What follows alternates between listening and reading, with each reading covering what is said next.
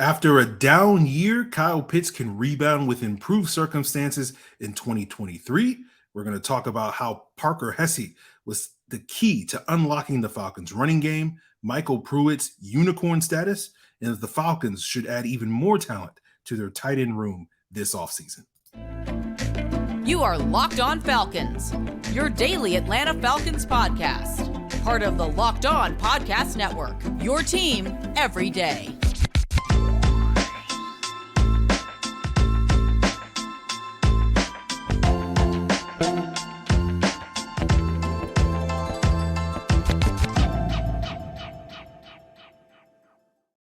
So, guys, you know me. I'm Aaron Freeman, a.k.a. Sirius Black, a.k.a. Mr. Drew, and, of course, the most humble host that has ever existed on this planet Earth.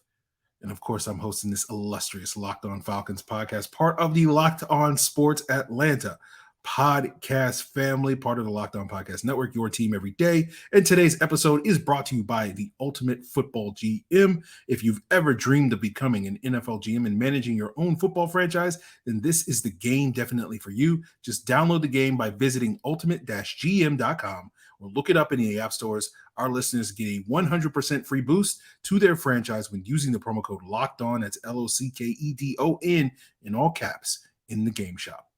So, guys, we thank you for making Locked On Falcons your first listen each and every day. Of course, it's free and available Monday through Friday on a variety of podcast platforms, including on YouTube. Make sure you subscribe to YouTube. Get us over 5,000, guys. We're working our way there. Please subscribe.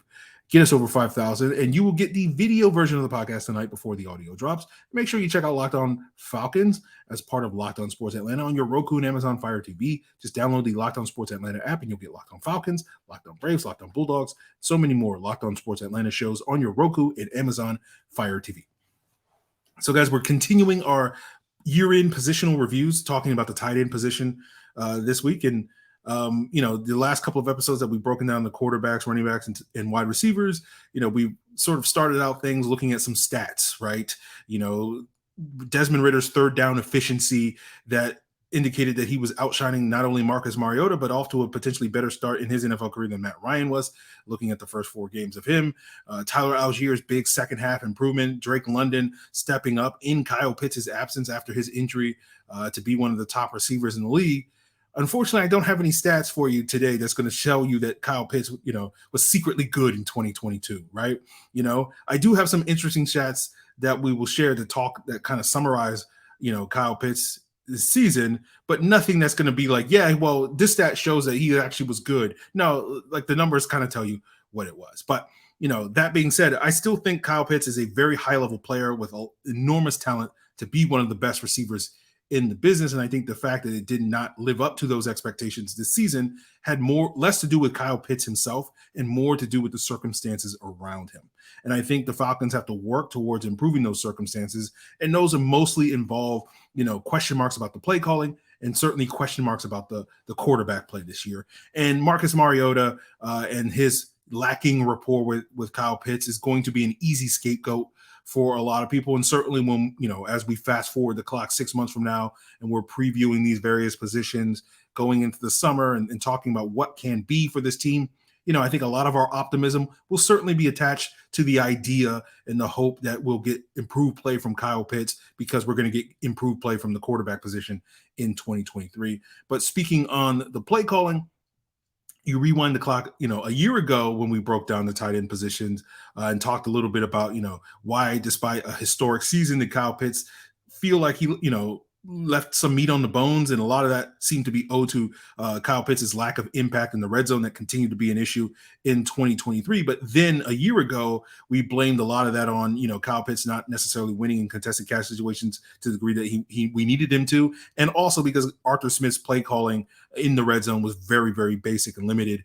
and basically was just dialing up lobs. And, rewind, fast forward the clock, we didn't necessarily see, significant growth from Kyle Pitts in terms of contested catch. But again, I think that's just because he didn't get enough opportunities with the ball being thrown his way, as well as I do think we did see improvement from Arthur Smith in terms of his red zone play calling. So that to me was mostly a non-issue this year, at least in the red zone. We'll talk about other play calling and usage issues when it comes to Arthur Smith a little bit later in the episode. But speaking of usage, let's talk about target rate. And we look at the numbers and we say, oh, Kyle Pitts disappointed. And, the easy scapegoat, just looking at the box score, would be like, yeah, well, Kyle Pitts wasn't being used. The Falcons did not integrate him in their offense. And really, that's not a fair way of looking at it, because it goes back to a conversation we were having in September when why isn't Kyle Pitts getting more opportunities? And a lot of that is not due to the fact that the Falcons aren't throwing the football. The Falcons are throwing Kyle Pitts the ball quite a bit relative to the opportunities he's getting in passing plays. The main issue was the Falcons just running the football a lot, right?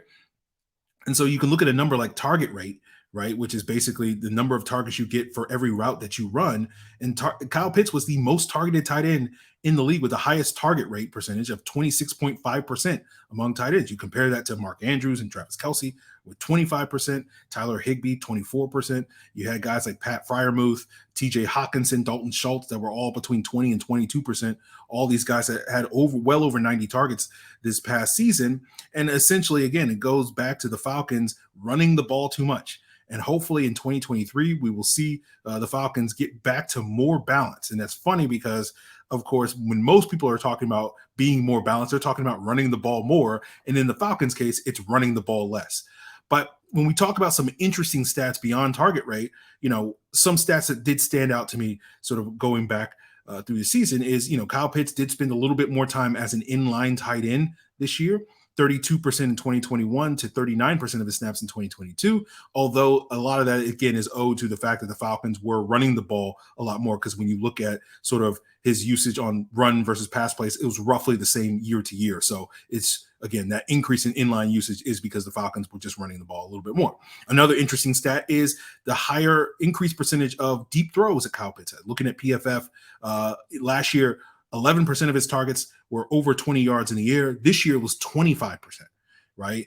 And you look at how many of those he caught last year to this year. He caught 58% of those deep throws in 2021 and only 7% of those deep throws in 2022. And again, it reverts back to the conversation about making Marcus Mariota and blaming that on Marcus Mariota. And certainly, I think Marcus Mariota deserves the biggest part of that blame for why that number fell off so dramatically. And we're hoping that Desmond Ridder is going to be an upgrade in terms of connecting on those deeper throws, although the body of work that Ridder was able to put forth in the last 4 games of the season did not suggest that he was immediately, but there were signs. Again, we're being optimistic, we're being positive, and saying that there were indications that Desmond Ridder is going to be a much better vertical thrower than what Marcus Mariota was for most of this season. But it goes back to a conversation we had on yesterday's episode when we were breaking down the wide receiver position and talking about the need to add a more vertical threat at that position in that number 2 role. And that could potentially help Kyle Pitts' production in 2023, because now you take more of that burden off of Kyle Pitts to be the Falcons' primary deep ball receiver, which he was compared to guys like Zacchaeus and Drake London. And so you decrease the number of low percentage passes on those deep throws to Kyle Pitts and increase the number of high percentage passes with those short and intermediate routes. And speaking of short and intermediate routes, let's talk about screens, right? According to PFF, 7% of Kyle Pitts' targets this year were screen passes, and you compare that to an in-house player like MyCole Pruitt, who had 14%, right? And then you compare that to some of the other high-end usage tight ends like Tyler Higbee, 18% of his targets this year, over 100 targets were screens, 17% for Evan Ingram, another guy that had over 100 targets this year. And so this is another way that in seeing an increase in screens and seeing potentially, 14, 15 or more percent of Kyle Pitts' targets next year being screen passes would be a better way to integrate him in the offense. And it kind of serves 2 functions, right? Not only are you getting Kyle Pitts more opportunities to make plays and use his unique skill set to be a part of this offense and no longer complaining about we're not giving Kyle Pitts the ball enough, as well as, that could be a contributing factor to, getting Desmond Ridder off to better starts. Like we saw the Falcons use MyCole Pruitt on a screen pass in that Saints game to try to get Ridder into rhythm. As one of the reasons why Pruitt was often utilized on screen plays. And so that could be a sort of a double-edged sword in the favor of the Falcons, where you kill 2 birds with 1 stone, to keep mixing my metaphors, but you get Pitts more involved. You also get Ridder some more high percentage plays early in games to get him involved in the offense. And so that could be a potential solution, not only to Ridder's tendency to slow start, but also getting Pitts more involved in some of those opening game scripts. So I would like to see those things for the Falcons. And despite a rough year for Kyle Pitts, I'm feeling optimistic about where he could be a year from now. And hopefully, when we're doing the tight end reviews a year from now, we're not talking about or complaining nearly as much about Kyle Pitts not being involved in the offense. So I'm sure there will be games in 2023 when we're like, we got to get Kyle Pitts the ball over the course of a 17-game schedule. That, it seems to be a likelihood. But I think going into 2023, and we'll see where, the offseason leads the Falcons, but I could certainly imagine a scenario 6 months from now where one of the biggest question marks lingering over this upcoming 2023 season is, can we get Kyle Pitts to be the dominant impact receiver that we all see the capability of him being, right? And, I think the fortunate thing is we shouldn't have to worry about him coming off an injury. I know I said something the other day on one of these episodes talking about, potentially the lingering thing. At that time, for some reason, I was thinking he had an ACL tear. It's an MCL tear. So that shouldn't be an injury that should limit him when it comes to being healthy for OTAs, being healthy for training camp, and ultimately being healthy for the season. And so whoever is the Falcons starting quarterback, whether it's Desmond Ridder or somebody else, Kyle Pitts should be able to build that rapport over the course of the spring and summer to have him have, that rebound, breakout, whatever you want to call it, season in 2023. And so we're hoping, right, that this is no longer a talking point where we're like, how do we get Kyle Pitts more involved? How do we make Kyle Pitts into the unicorn of the tight end that we all know he's capable of being? And so hoping we'll see that come to fruition in 2023. So we'll try to leave out that Kyle Pitts conversation on that optimistic note and continue the positivity train here, breaking down this tight end position, talking about the emergence of Parker Hesse and MyCole Pruitt in their various roles this past year and why Parker Hesse might be the biggest reason for the Falcons' improved running game. And we'll talk all about, the true unicorn in this offense, which is, of course, MyCole Pruitt, as we continue today's episode. I want to tell you guys about today's sponsor, the mobile game, The Ultimate Football GM. And if you've ever dreamed of becoming an NFL GM and managing your own football franchise, well, your dream has now come true, and this is definitely the game for you. You can manage every strategic aspect of your team, right? Where you're either hiring or firing coordinators and coaches, trading, signing, drafting players. And this game is challenging. It's realistic.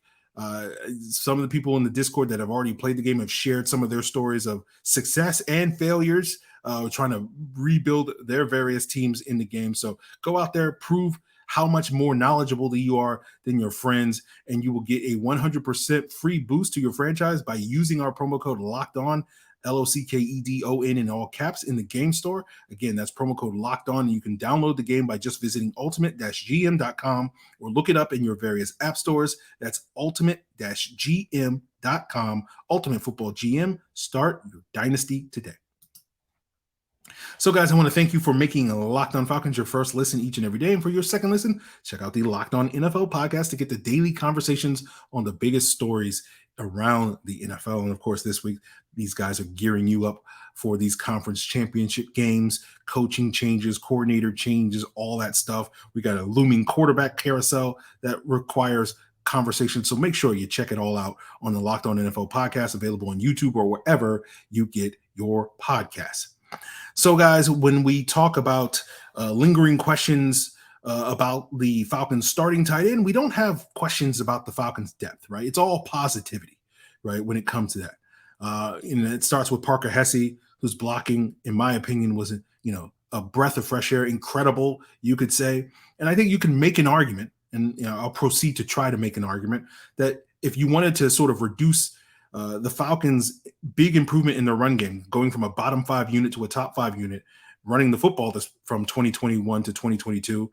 If you wanted to reduce it to one player, you can make an argument that's Parker Hesse. Now, I don't have a stat that shows you that is the case, right? You look at various stats like Football Outsiders adjusted line yards.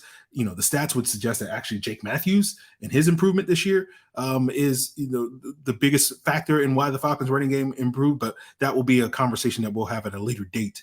But at least a film-based argument, watching the eye in the sky, which never lies, right? And I don't lie when it comes to the film stuff.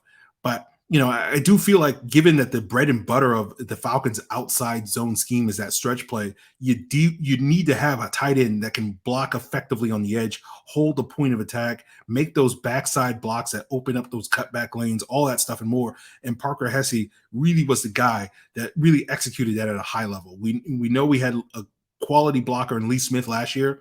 And I think Parker Hesse was even better this year, even if the PFF grades don't quite agree with that on that front. So when I watch the film and, I'm sitting here, this is maybe another instance of where I'm going to call out PFF and say your grades are wrong.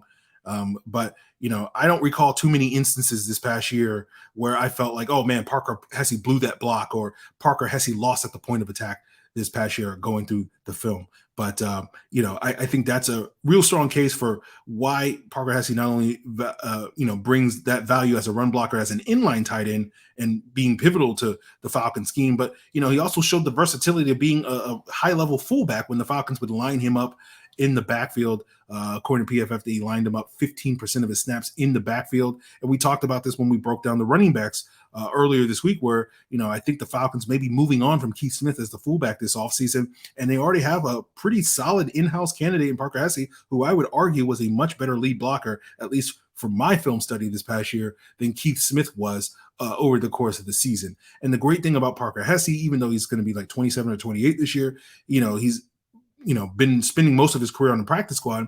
And so he's only going to be an exclusive rights free agent at the end in this upcoming offseason, which means after next year, he'll be a restricted free agent. And then only after the 2024 season will be an unrestricted free agent. So he's basically a cost control player for the next 2 years. So the Falcons are going to get a really high value role player for, rock bottom prices. I think we're in a position where if he has another good season in 2023, instead of, giving him a restricted free agent tender come 2024's offseason, a year from now, I could see the Falcons trying to extend him to a long-term deal because of his value as that blocker, if he can continue on this pace. And speaking of extensions, we got to talk about how MyCole Pruitt has earned a new contract. And we joke about MyCole Pruitt being this unicorn largely due to the fact that it seemed like the Falcons were scheming more stuff for him than they were necessarily scheming for Kyle Pitts. And we saw the screens, as I mentioned earlier. We saw the tight end leaks and stuff. We saw the fact that MyCole Pruitt was more targeted in the red zone than Kyle Pitts this year.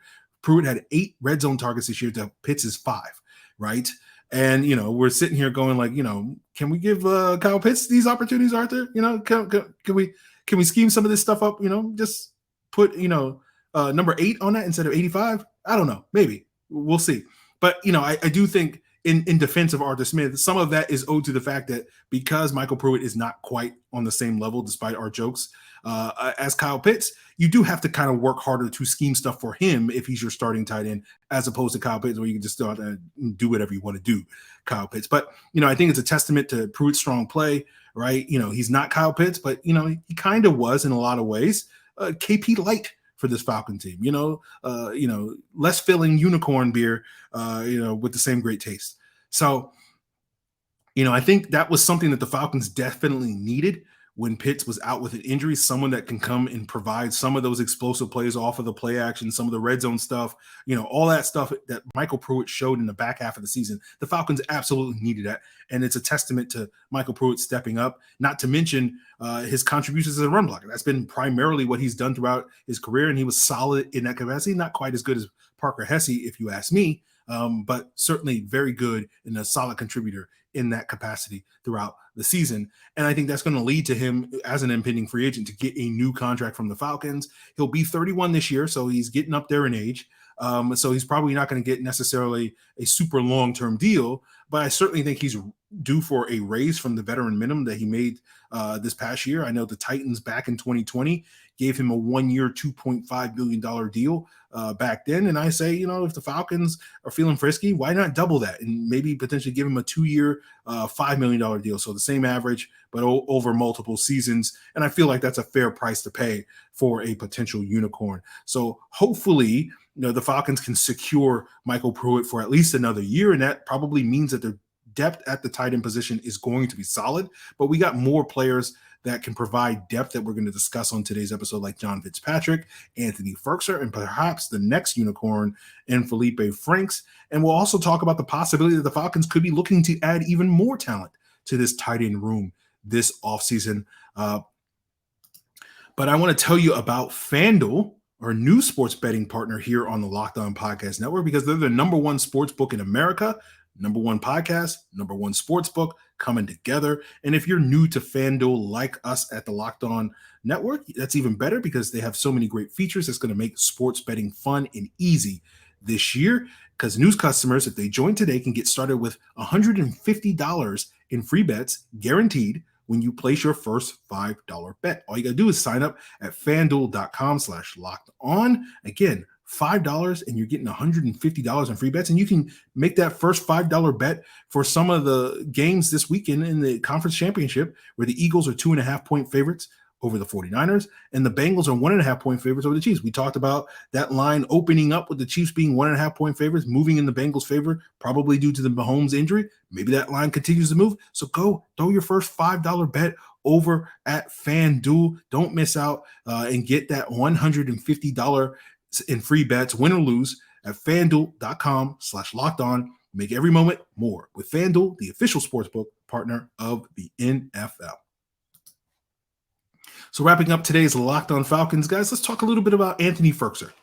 And while we just finished talking about how MyCole Pruitt and Parker Hesse shined this past year, Firkser disappointed. And I think we all, I certainly can speak for myself, thought Firkser would be a bigger part of the Falcons offense this year going into the season. And I think some of that, again, is owed to the fact that the Falcons were so run heavy this year. And Firkser has never been a great blocker. He's always been a pass catcher first. And I think that led in part to the emergences of guys like Hesse and Pruitt that were more valuable on a run first team than a guy like Firkser. Now, I think, that's a downside for Firkser in 2022, but I think there's potentially some upside for Firkser in 2023 based off of that same reason, which is you might be able to get him for a cheap veteran minimum contract for a second year in a row, right? Where, the market isn't going to necessarily be great for a pass catcher that only caught 9 passes this past year. And so I think having a player like Firkser makes a ton of sense for the Falcons because, even though MyCole Pruitt stepped up this past year, having another pass catcher in the event of another injury to Kyle Pitts or whatever is valuable. Someone that can go out there and win one-on-one, right? Where Pruitt, you're going to have to scheme stuff for him. Firkser, you can just go out there and ask him to beat linebackers and safeties, and he can do a decent job, right? And I think certainly for a team that's hoping to be more balanced, being able to throw the ball more in 2023, that makes a ton of sense. So Firkser could offer more value to the 2023 Falcons than he did the 2022 Falcons. Now, speaking of finding another pass catcher, if that is not Anthony Firkser and the Falcons decide to move on, they do have an in-house candidate in Feleipe Franks, right? And we know that 2022, similar to Firkser, was not a great season for Franks. But, to Franks's credit, it was his first year at the position, right? And, he wasn't even fully committed to making the transition from quarterback to tight end because we still had to have him dabble at quarterback in various practices over the summer. And now one imagines with Desmond Ridder, with Logan Woodside, and presumably another addition that the Falcons will make at the quarterback position this offseason, you can now fully commit Franks to making that full-time transition to the tight end position. And hopefully you will see progress in him. And I think it is worthwhile for the Falcons to continue to see what they can get out of Feleipe Franks by developing him. I would say he's a low risk, medium reward type of player by continuing that development. And that reward comes from the fact that Franks is a very athletic specimen. He's in fact very comparable athletically to Kyle Pitts. Now, I'm not saying he's going to be Kyle Pitts, but you find a 6'6", 240-pound tight end with 7-foot wingspan that can run a 4.6. Most teams are going to be drooling at that type of prospect, right? That's basically what Jelani Woods was, the Colts' third-round pick this past year, and the second tight end off the board in the 2022 draft. It was a similar type of prospect on paper. And so I feel like, again, if you can develop Franks to be more than what he was this past year, if you don't need to get him to be a starting tight end. You just kind of need to get him to be a capable number 2 tight end in the same vein as Anthony Firkser. And if you do that, that's a huge win for the Falcons in terms of their development moving forward. Now, someone that I don't necessarily see that type of upside in terms of pass catching is John FitzPatrick, but FitzPatrick was brought in here to be a blocking tight end. And of course, he spent most of the season injured, dealing with some injuries late in his time at Georgia. And so that limited him this summer. So we didn't really get to see much of John FitzPatrick, but hopefully he'll be healthy this summer and will be able to contribute. Now, obviously, because of the emergence of guys like Hesse and Pruitt, we don't necessarily know if we'll see a huge role for John FitzPatrick moving forward. But, I feel like he does add something to this team, and exactly what remains to be seen, because it goes back to last summer when we were discussing, at the time thinking, okay, the Falcons may keep one of these guys between John FitzPatrick and Parker Hesse on their 53-man roster. And we were talking about how Hesse was probably the more proven inline blocker, and FitzPatrick was maybe a better suited to be that H-back, that guy that blocks in space, because that's primarily how Georgia used him, where he was much more effective blocking in space, because Darnell Washington, who's going to probably be a high pick in this upcoming draft, was more their inline blocking tight end a year ago.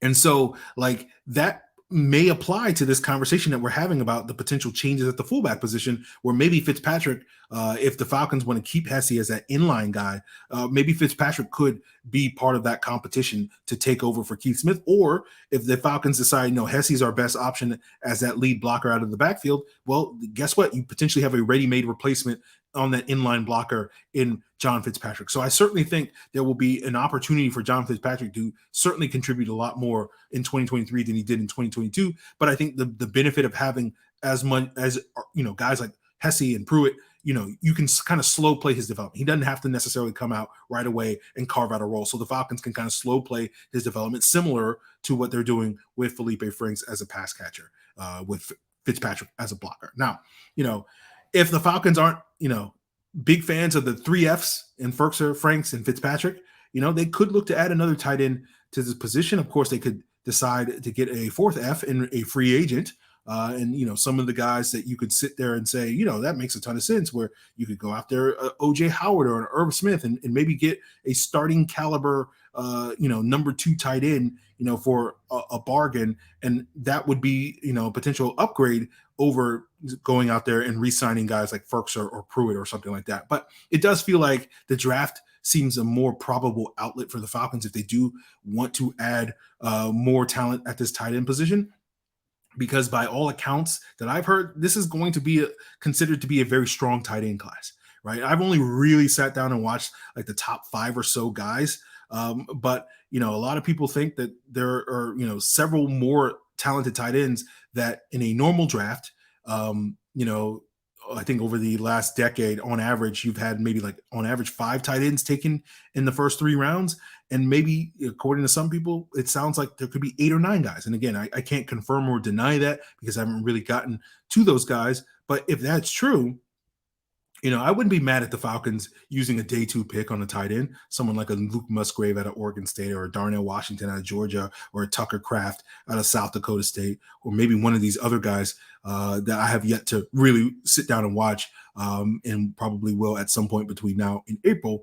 But, the benefit of, if this is a tight end heavy draft class and you do see, 8 or 9 guys taken in the top, 3 rounds, more than the usual norm of 5, that means that there's a couple of guys that normally would be a 3rd round pick that may get pushed down into the 4th round at other positions, right? And with the Falcons having, I think, 2 picks in the first 10, 12 picks in the 4th round, you could get potentially a 3rd round talent at another position if this tight end class is particularly strong. Not to mention, if we only see, say, 5 or 6 tight ends go in the first 3 rounds, but that may lead, 2 or 3 guys with 3rd round grades in a normal draft being pushed into the 4th round. And that would be a relative bargain for a team like Atlanta with 2 4th round picks to be able to say, let's go best player available, forget need, and let's just get a really talented tight end, at the top of round 4 or at another point in the draft. And, again, I know a lot of people would be like, oh, we don't need that. We need other things. Right. But you got to think, again, best player available. It's not about, getting the maximum need for what you need in 2023. It's about building towards, say 2025, right? Where you're going to be in a position then where you may be needing to make a choice to pay Kyle Pitts a whole butt ton of money, right? That's the official technical term, butt ton, which is, potentially $25 million. Who knows at that point in time what, the price tag for a unicorn tight end is going to be. Probably a lot more than what the Falcons are going to be paying for MyCole Pruitt this offseason. And so if you have another option there, maybe you decide to let Kyle Pitts go. But more importantly, right, rather than talking about replacing Kyle Pitts, what about combining with Kyle Pitts, where now all of a sudden 2025, hopefully with the Falcons rebuild going, continuing to grow in that next direction, and the Falcons are being a playoff team, potentially a team pushing to make a deep run in the postseason, Super Bowl, who knows? And all of a sudden you're looking at what's the thing that makes the Falcons special? Well, it's having this unicorn of a tight end in Kyle Pitts that's worth $25 million. And also that number 2 tight end that is, would be a starter on most other NFL teams, but because of the presence of Kyle Pitts is a backup here in Atlanta. And all of a sudden the Falcons become this dominant mismatch team with these 2 elite tight ends, or whatever the case may be, because they went out and drafted the next Dalton Schultz, the next Dawson Knox, or dare I say the next George Kittle, all guys that were 3rd, 4th, and 5th round players, because they took advantage of a, quality tight end class and went best player available rather than just simply settling for need and drafting a guy that could be that type of superstar that you want to combine with Kyle Pitts. And all of a sudden the Falcons, have 2 unicorns or whatever, or a unicorn and a unicorn pony. I don't know. You get what I'm saying, guys. And so that's the thing you got to think about, right? You can sit here and say, we don't need it. But I sit here and I go, I kind of want it though. So that is something that the Falcons have to explore again. Not saying that the Falcons should or could or will or whatever, just saying you got to be open-minded about these possibilities. So that's going to be a continued theme when we break down a lot of these positions this year, guys, where we're talking about, could they add more? Sure, because the Falcons need as much talent as they can get because they're rebuilding, hoping to build a championship caliber teams. So you got to keep your eye on the prize long term. What's going to help this team win Super Bowls in 2025 as opposed to what is exactly they need in 2023. That's at least my philosophy. So hopefully some of you guys have the same and share the same vision, but we'll see about that as we continue breaking down these offensive position groups. Maybe we'll do the offensive line tomorrow. Maybe we'll be talking about a defensive coordinator hire. We're just kind of waiting, and we'll just sort of fill the time breaking down these positions. I think we'll have Jarvis on to wrap up the week and have him join back on, and he'll probably touch upon DC stuff or whatever. So hopefully we'll have something interesting to talk about with Jarvis by the end of the week. But that's the plan in the short term, guys. And of course, next week you will see a lot of Jarvis here on Locked On Falcons because both he and I will be down in mobile to watch these Senior Bowl players, where we might see, I think Luke Musgrave is headed to the Senior Bowl, and maybe a couple other guys in this tight end class that may be on the Falcons radar. So that will be what you look forward to. So make sure you check out Locked On Falcons as your first listen. And for your second listen, of course, check out Locked On NFL, Locked On Sports Atlanta, where you can find Jarvis on ATL Day Ones, as well as Locked On Braves, Locked On Bulldogs, Locked On Hawks, all on the Locked On Podcast Network, your team every day.